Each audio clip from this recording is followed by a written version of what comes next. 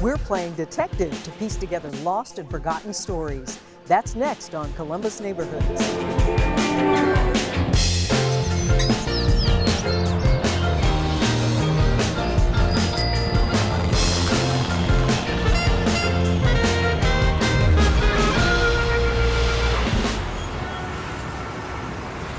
Support for Columbus Neighborhoods is provided by At American Electric Power, we've been proud sponsors of WOSU Public Media for many years and strong supporters of our headquarters city here in Columbus, both downtown and in neighborhoods like yours. State Auto Insurance Companies, serving customers and communities for nearly a century. Today, a technology and transformation company. Risk takers, creators, innovators. A company defined not by its history, but by its people. State Auto. The Columbus Foundation. Smart philanthropy for a smart city. ColumbusFoundation.org. Bailey Cavalieri. Your relationship with your law firm doesn't need to be complicated, it just needs to be right. CODA. Keeps our community moving forward. Falgren Mortine Marketing and Communications. Think wider. Ohio Health focuses on you and your family with a mission to improve the health of our communities. And by contributions from these and other Columbus area families who support WOSU. Thank you.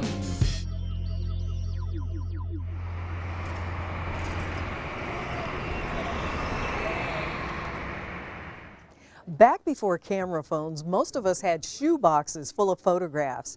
Beechwold Hardware's got a lot of photos in their deep history in Clintonville.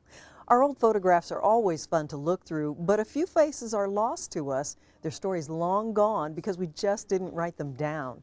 In this episode, we're digging deep into that shoebox to look at ways of piecing together stories and preserving what we have. Our first segment is about a neighborhood called Little Oklahoma. Was it named for Okies who came here after the Dust Bowl? Well, we don't know, so we sent historian Doreen Uhas Sauer to find out. We're standing in Little Oklahoma, which is kind of a strange name for Columbus, and we're going to investigate how it came to be called that. What's kind of interesting about this area is it's so intimately tied with Southside Columbus. This is the area where people came to find work in Columbus. So we're going to be going on a little adventure through the neighborhood. We're going to see some of the sites that are here, and we're going to find out more about its history. I'm here with Robin Watson from the Far South Side Area Commission, and I'm hoping she's going to tell me a little bit more about this neighborhood. What are its joys and what are its challenges? Well, the joys of the neighborhood is that one, it is a very tight-knit neighborhood here. Okay. They are very resourceful people. There's not a lot of lines for assistance, things like that. Most of them are tradespeople. Some of the challenges are, this is a cloistered community, but I think for a very good reason. If you go to High Street and you look north on 104, there is a sign that says, "Welcome to the South Side of Columbus," where there can only be one South Side. So if you're standing south of that, are you still in the city of Columbus? Are you still a part of that? So it's kind of part identity too, Yes. and recognition that you're here. Yes. Before this was community, was it mostly farmland as far as you know? Most of the far south side was. Okay. Story has it that this area was actually founded by people who were leaving the Dust Bowl. So that would put it in the 1930s then, right? It would. And do you know anyone personally or families, or is this a story that's been passed down? It's a story that's been passed down. I know a lot of residents that have lived here a while. Even from them, from longtime residents? Yes, ma'am. I wanted to find a resident who has lived here long enough that could help us find some Dust Bowl connection. I found Jack Seymour. When you were a kid, where did you go for ice cream or confectionaries or anything like that? Max's was our store. I knew you'd remember Max's something. Scarberry was our store. He ran a bill for people and you could pay him on Friday. He Just helped really a lot. old-fashioned. He helped a lot of the families get through. Okay. And then there was another little one on the other side of Deering on the corner of Pornoff and 5th Street. Oh, okay. Have you heard the name Little Oklahoma? Yes, yes, we grew up here. I have family on 7th Street. Okay. My great-grandmother, she lived Okay. into her 90s. Two big families is what I remember them saying that were actually in the neighborhood Okay. and started it. Great granny, like I said, she was in her 90s. And that was the story she told you? Yeah. I I'm meeting up with Angela O'Neill and Aaron O'Donovan from the Columbus Metropolitan Library to see what the archives might say about Little Oklahoma. What we know about the Dust Bowl is that it's an area in the United States around Oklahoma and the Texas Panhandle that experienced just a horrific drought between 1934 and 1937. Over 2 million people left that area of the country. About 10% of them went to California, the rest scattered all across the U.S. So it's plausible that some of those people could have ended up in Columbus. So what we wanted to do was take a look at the census and see if we can show that. This first batch of records is the census from 1930. Why we wanted to look at 1930 was to show who was living here at that time before the Dust Bowl, and then we want to look at 1940 to see what's changed. What we see in the 1930 census, it'll tell us the place of birth of the individual and both their parents. We see a lot of people from Ohio, some West Virginia folks here, some Tennessee, there's even an Alabama, lots of folks from Kentucky as we scroll through these pages. So we're really seeing a neighborhood that has a strong Appalachian influence and even a Southern influence. So we would expect to see, with the Dust Bowl happening in that 1934 to 1937 time period, we'd expect in 1940 to see these people, but a lot of folks from that Oklahoma region as well. Okay. An interesting quirk of the census is that in the 1940 census, because there was so much movement happening around the United States at that time, they added a question to the census. It asks, what was your residence on April 1st, 1935? So that's the column where we should see Oklahoma, right? In this column, unfortunately, we see a whole list of people here listed as same place. We did find one person who was listed as born in Oklahoma, Cecil Sword, right here on the documents. Unfortunately, though, because we have that question about where were you in 1935, he was in the same place. So he was in Columbus in 1935. So other than that, not a lot of evidence for a significant movement of folks from Oklahoma, directly from Oklahoma to Ohio. The next piece of information, which we do not have, is the 1950 census. The 1950 census will come out in 2020, so we'll know the answer then. The next step is to look at land records. Yeah, the first thing I wanted to find out about this Little Oklahoma section is actually, what was it actually called? South High Gardens was actually platted in 1922, and it was developed by a man named Roy Emerson Betts. My first natural reaction was, okay, was the Betts family from Oklahoma, the people who founded it. And I looked up the Betts family and I saw no Oklahoma connection there.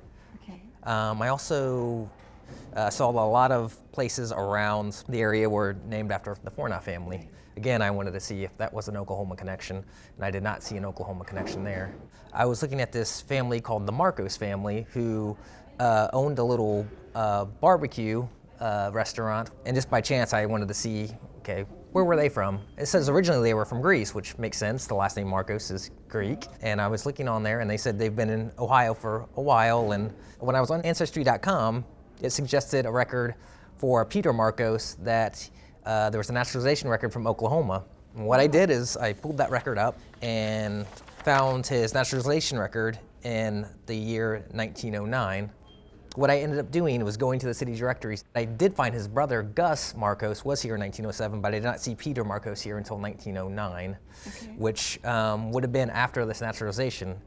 Now, I'm not for certain if this is the same Peter Marcos, but it did take me aback because there was an Oklahoma connection out of the blue when I wasn't looking for it. So what we know about the Marcos family so far is that they're Greek in origin, but there seems to be some movement through Oklahoma, at least by one family member, and that they set up a little barbecue on South High. And the city directories, it later becomes a confectionery store or a candy shop. Well, we may have found the Oklahoma connection. And nothing is definitive, but certainly the evidence is pointing more towards this story rather than the Dust Bowl story of the 1930s. Now that we have found a possible Oklahoma connection with the Marcos family, I've tracked down a descendant of Gus and Peter, Steve Marcos, and I'm meeting him at Shade's Restaurant to learn more. My grandfather and great uncle came from Greece here in 1902. They moved to Indianapolis. They worked at the railroad for $5 a month, and that was up through around 1905, 1906, and then in 1910 they opened this store with a man named John Stamatis. And he's pictured here with my grandfather, and along with a guy named Anthony Zanettis, which was the founder of Anthony Thomas Candy Company. What a small world. This was my great uncle, and this was at inside that building. So Oh, wow. this was at the corner of Parkwood and East Broad Street, where East High School sits today. Then they settled down here in 1924. They settled in the big house that's across the street here. In 1925, this building was built. This building we're in. This building was here, the original part of it. These pictures are from around 1940 when they were making High Street from 2-lane to 4-lane. My great uncle died in 1953, and in 1954, my dad opened up what we called Three Trees Drive-In, and then Dad leased to a guy named Jack Shade. So it's been Shade since 1967. When did you hear that this was called Little Oklahoma?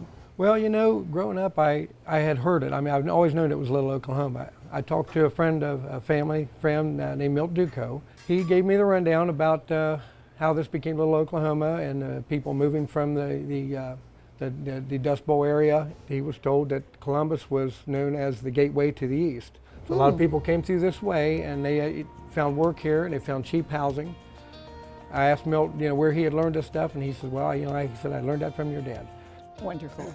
This is what we know so far. We have found one connection between a member of the Marcos family and Oklahoma, but we have not as yet seen a large migration of people from Oklahoma and the Dust Bowl into the South Side neighborhood known as Little Oklahoma. We know that the 1950 census will be released sometime in the future, and that might provide us with more answers. But in the meantime, it's important to keep hearing family stories to see what connections we can make.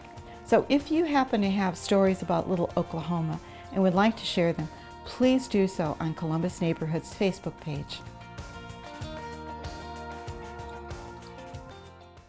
Historians agree that people who could afford a camera to take photographs or a pen to write stories down have preserved a lot of what we know of our collective history. Those people were typically middle to upper class, so minorities have largely been left out. But researchers and preservationists are now working hard to find evidence to tell those stories. The African American Digital Collection at the Columbus Metropolitan Library has great promise for bringing forgotten stories to life. Take a look at a piece the library commissioned WOSU to produce to introduce this valuable collection. Will Haygood has written books about some of the most fascinating people of the 20th century. In The Haygoods of Columbus, Will Haygood wrote about how growing up in Columbus was a part of his story. Just like Haygood, you can use the Columbus Metropolitan Library African American Digital Collection to explore many stories. James Poindexter was one of the earliest leaders in the African American community. He was an abolitionist, a politician, and led one of the first black congregations in Columbus. He was influential with the city as far as being on the school board and the city council, and he met many of the people at the State House, and so he was aware of what was going on in the city. Columbus was important to many African Americans in the 1800s. It was part of the Underground Railroad. Are you ready to go? The Underground Railroad was a very clandestine, it was a very secretive and highly illegal operation. So those who were involved with it really took their lives in their own hands. Use the African American Digital Collection to study how the Great Migration affected Columbus when thousands of blacks left the poverty and oppression of the South for opportunities in the industrialized North. The railroads were located just north of the city. The railroads, no doubt, gave opportunities to thousands of black laborers. These African Americans lived in a segregated Columbus. Many of them were concentrated in communities of their own making.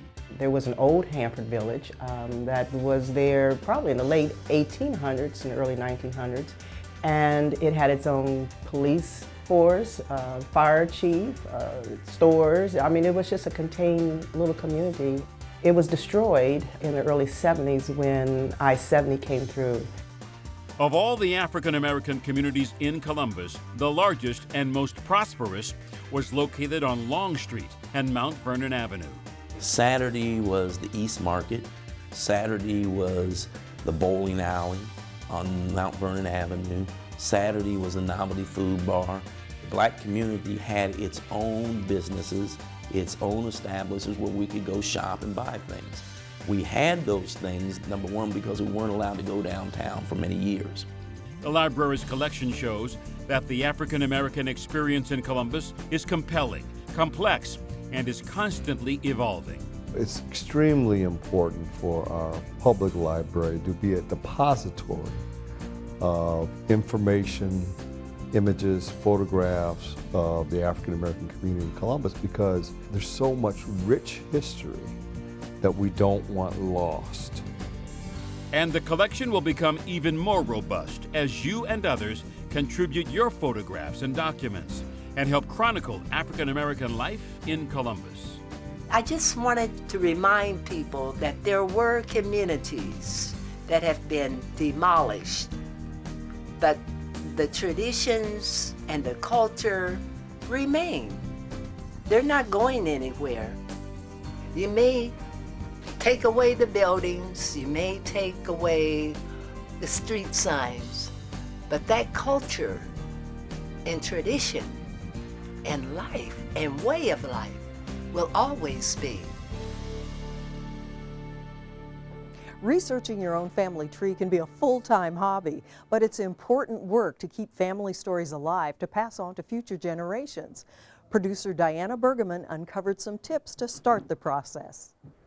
There are a lot of resources online to research genealogy, but did you know that there's a whole department at the Columbus Public Library downtown dedicated to local history and genealogy? Let's check it out.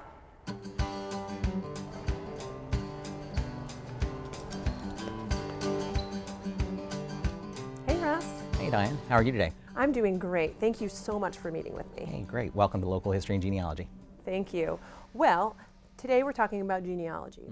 And when most people think about genealogy, they think about online.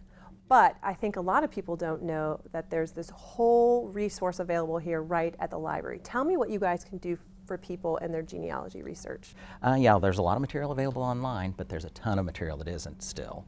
And the library is a great place to start. We have one of the largest collections in the state that can help you find that material, both from a local perspective and an international perspective.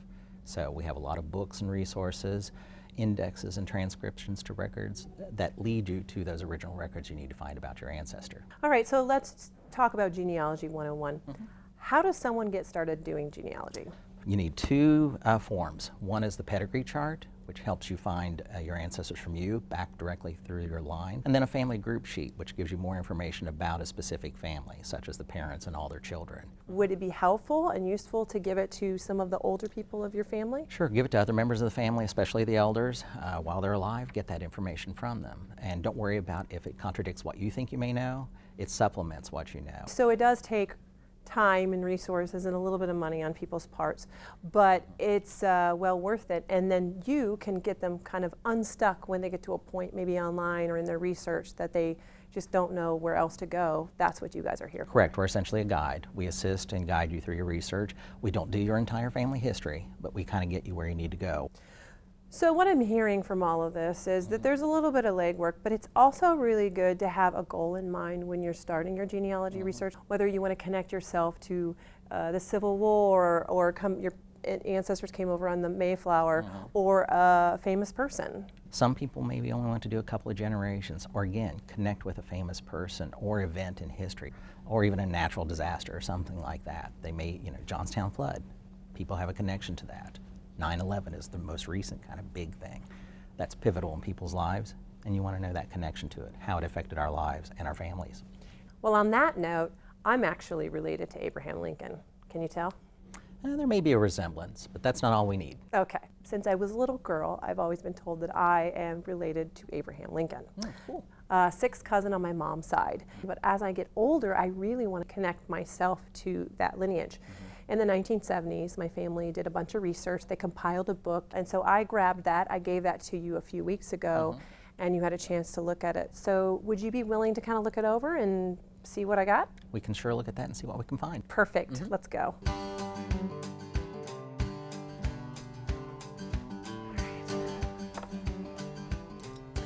All right, well, here it is. So, you've had a chance to look at my research over the last few weeks. What can you gather from it that talks about my family lineage?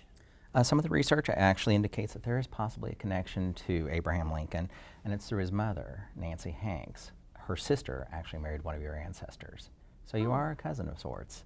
There still needs to be a little bit of information just to verify, but it looks pretty good that you are connected with them. This pedigree chart kind of gives us a few names to look at and connect with in places. And then the family history that you mentioned that we have information on. For instance, you've got this cool family crest of the Weed family. Looks like a well-documented source, so with it using resources to verify the facts in here and telling you about them and where they found them, gives you a pretty good idea that their research is kind of sound. You just want to kind of tweak it a little bit and connect yourself back to the people here. So how do I connect my pedigree chart to the pedigree chart that was done back in the 1970s? Who am I connecting to? You just need to connect your pedigree to this one here. We happen to have a Virgil Weed, and he's related to the Charrington family, which does go back to the Hanks, which Margaret Hanks was a sister to Nancy Hanks, which was Lincoln's mother. And also, Virgil Weed, that is my grandfather's name, so that's a family name, so I learned something that goes back further than him. And hopefully because of that connection, you will connect to this family. And part of this that will help me do my pedigree chart is physical things like birth certificates, death certificates, pictures, things like that, right? Correct. And it's very important to have those. It's very important to preserve those for future generations. Thank you, Russ. This has been such a great enlightenment on how to do your family genealogy. And that's a great point about preserving family documents. Extremely, extremely important. And actually, Cindy Gaylord is over at the Ohio History Connection right now talking to their experts on how you do that. So, Lisa, I have brought you a 1977 vintage photo album. It was my very first photo album I ever put together, and I've got issues. The photos are stuck in this part of it, and I am afraid I'm going to lose these photos. What do I do? The best case scenario is that the adhesive dries up and your photos you can peel off easily. One trick, if they're already fairly loose, we sometimes take dental floss, unwaxed, unflavored, uncolored. If you pull it slowly behind the pictures, assuming that they're already starting to lift off, that can be a nice way to peel them out. You could scan the pages, then you could go back and do color correction on individual pictures. So this isn't archival material to keep these for longevity. You have some other things here that you like to use, don't you? When you do take your photos out of an album, the next question is, what are you going to put them into? Envelopes are a possibility, archival sleeves are a possibility. I mean, basically what you're looking for with these things is you're looking for polyester-based plastics. Polyester is chemically inert. It's stable, so long-term you can put a picture in this and the polyester is not going to yellow, it's not going to become brittle. Then the question is, how do you label things? With photos up to like the 60s, 70s, photos are printed on a fiber-based paper. So to write on the back lightly with pencil is really easy to do. But it's when you get to like the 70s, 80s, 90s, you have the coated photo papers that are very difficult. If you get a softer lead pencil at an art supply store, you can write on them in pencil and still, get something clear and readable. Now you have an album that you have made. This is your album. This is really nice because I used photo corners, so I could easily get these out if I want to. I can write on the pages, so it was readable. It's acid-free paper and then also polyester-based plastic sleeves. You haven't taken it so complicated. Some of these scrapbooking places are so complicated, whereas here it's very simple. You have a description of a photograph and maybe some names with people that you know, and that's really all you need to do, isn't it? For the purposes of preservation, yes. A lot of scrapbooks include a lot of stickers and adhesives, and like you can see with this, adhesives fail over time. And being an archivist, being a museum curator, I tend to think of time in terms of decades and centuries. I'm not just concerned, is it going to be okay in a couple of years? Is it going to be okay in 20, 30, 40 years? Well, Lisa Wood, thank you very much for giving us a primer on how to store our photographs for not just now, not just another generation, but maybe 50 to 100 years to come. Thank you very much. It was a pleasure. Thanks for being with us. And remember, you can catch all of our episodes on columbusneighborhoods.org. Plus, see our stories on the WOSU mobile app. And you can follow us on Facebook, Twitter, and Instagram. We'll see you back here next week on Columbus Neighborhoods. I fill a page in my memory book. One look from you is all that it took. My senses are reeling, my thoughts are shook. Support for Columbus Neighborhoods is provided by At American Electric Power, we've been proud sponsors of WOSU Public Media for many years and strong supporters of our headquarters city here in Columbus, both downtown and in neighborhoods like yours. State Auto Insurance Companies, serving customers and communities for nearly a century. Today, a technology and transformation company. Risk takers, creators, innovators. A company defined not by its history, but by its people. State Auto. The Columbus Foundation. Smart philanthropy for a smart city. ColumbusFoundation.org. Bailey Cavalieri. Your relationship with your law firm doesn't need to be complicated, it just needs to be right. CODA. Keeps our community moving forward. Falgren Moortime Marketing and Communications. Think wider. Ohio Health focuses on you and your family with a mission to improve the health of our communities. And by contributions from these and other Columbus area families who support WOSU. Thank you.